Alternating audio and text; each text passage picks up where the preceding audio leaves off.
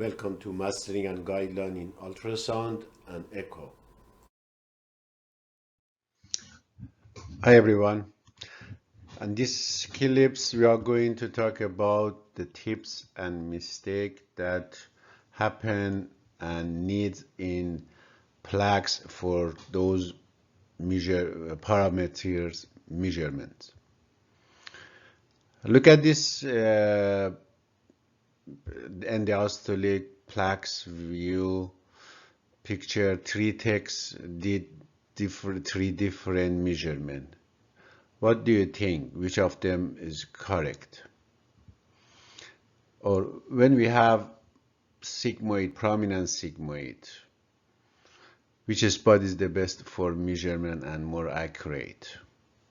Or when the patient doesn't have PLAX window, for example, patient have severe COPD or had open heart surgery or on ventilator, and we don't have access on parasternal window, or we don't have it PLAX at all.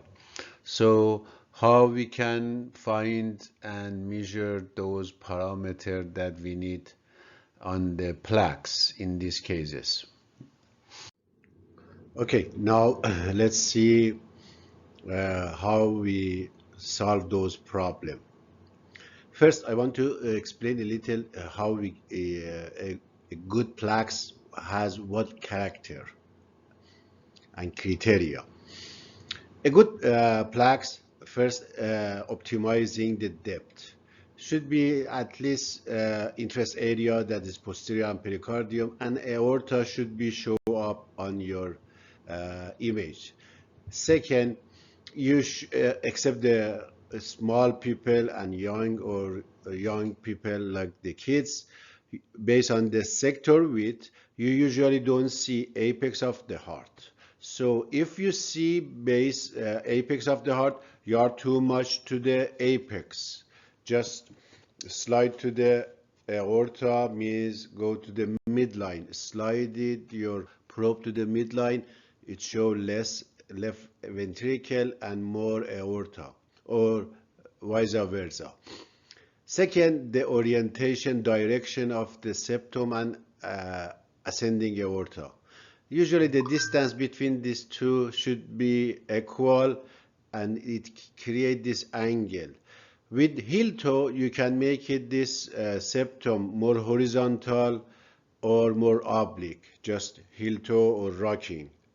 Heel toe or rocking, you can make it septum more horizontal or more oblique. Is based on this maneuver, you can fix the orientation of the heart on your monitor.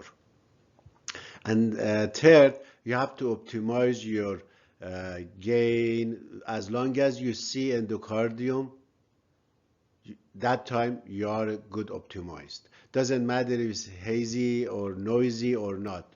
Your point and your target is you see endocardium on both walls. Then you have to make sure that coaptation is at the center of the aorta. How you can fix it? If the patient doesn't have bicuspid aorta, it should be coaptating and closing at the center of the aorta. How we fix it? You are off axis. Imagine this is your aorta, aortic valve. You are off axis. A little slide it with slide and twisting. You can keep it at the center. After you had good images, you are going to do measurement. As a general rules, as the math rules, you know, the diameter of any structure is a line that is line perpendicular or make a right angle to both sides of the structure. For example, let me get this one. Here, there is a structure you want to measure thickness. So the line that is perpendicular to both sides or make it right angle is your diameter of that structure. So this one is oblique, is wrong. This is right. Doesn't matter orientation of the structure, where you are going to measure the line that is perpendicular to the both side of that structure, not perpendicular to the monitor or picture. Your structure is the orientation of structure important, not the line that go with the monitor or picture. Or another one, this one here, upside down. Still the same rules. The line for diameter measurement is that the line is perpendicular to both sides. So this is correct measurement, not this one or not that one. Many tech, especially in the measurement IVS and LVOT, they make mistake for this type of measurement, and they try to perpendicular to the monitor and the bottom, not the structure. That is wrong. For example, if you want to measure on aorta, LVOT on aortic root, doesn't matter. You have to let perpendicular to both sides. So the direction of your measurement should be this, not straight down or this way. That is wrong. Perpendicular, don't forget it. Always look at that one. And another tip, for measurement, in the normal people, this septum wall thickness is almost the same as the posterior wall. In other words, it's symmetric. So if you are measuring and you notice, look at always your measurement number. If you notice they are not the same, ask your question if I am measuring correct way or not. Sometimes we have just localized hypertrophy, but it is rare, it's not common. Maybe there is a mass, or we have an infarction, that segment or part is thin, or hypertrophy or a mass and become thicker. And in those cases you can see in other view, for example in apical tree, in the PLAX. So make sure your measurement, they are matched together. Third, what view or which view is the correct view for the LV diameter? For the diameter of the circular shape is a line that pass through to the center of the circle. So if your line and sector of your ultrasound wave pass, for example, this way, doesn't pass through the center this way, you make two mistakes. First, you cutting the septum and posterior wall oblique, so you are overestimating wall thickness. Second, the diameter of LVID will be underestimated, so you make it less.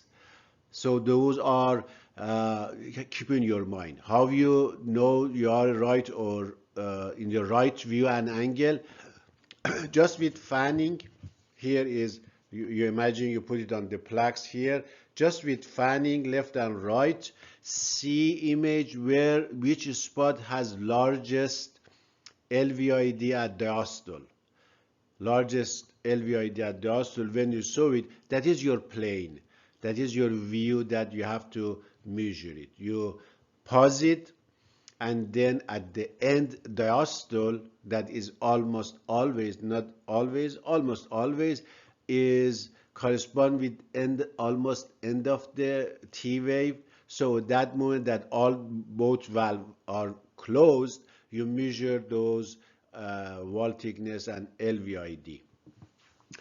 In the systole, there is something, with the systole and breathing, heart move left, right, a little up and down. So maybe you're at diastole, you are in the right angle, but at systole, maybe heart a little move that way, and your plane that is stable and fixed pass through to the papillary muscle, and you see at the systole some part of the papillary muscle. So the best tip for fixing that problem is, as a general rule, is this. Always, for all those measurements, you want to do it and freeze it and do measurement. At that moment, ask patient hold his or her breath. At that moment, your heart doesn't move too much, so you are in the right angle, you can freeze it, and then do your measurement.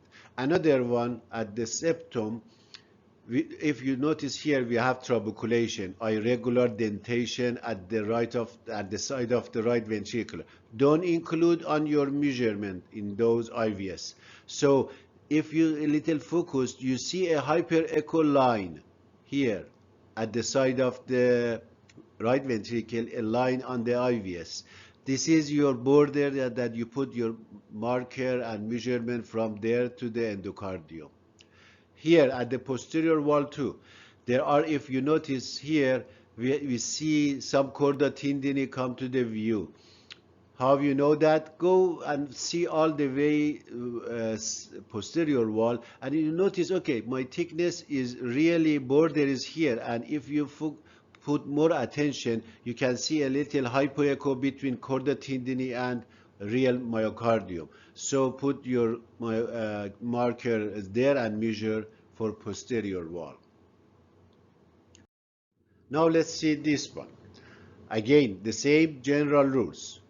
You have to, your measurement should be perpendicular to the structure. In this patient, heart has been bent a little more up, more horizontal, so you see on this LV a little oblique up. You can see a lot of these cases on the people, short people with the big belly. You can see heart is angle of the aortoventricular angle is very tight and small. So again, the same rules. You make measurement perpendicular. Among of these three, only this one is perpendicular and this one. This one is oblique. So this is overestimating. Another one for LVID is the same rules. As you remember, I mentioned in transthoracic, the first 1/3 of the left ventricle is rectangle shape from the papillary muscle to the base. Here to here, if you focus that, this area is rectangle. So we can measure any spot from there to here as long as our measurement is perpendicular to the long axis of the heart or perpendicular to this two line or two side of the septum and posterior wall. As long as it's the perpendicular, you are measuring right spot. Doesn't matter, close to the mitral valve if it's not thin here, or close to the papillary muscle. The diameter of the left ventricle from the papillary muscle to the apex become narrower. So that is the reason we use from the papillary muscle to the here.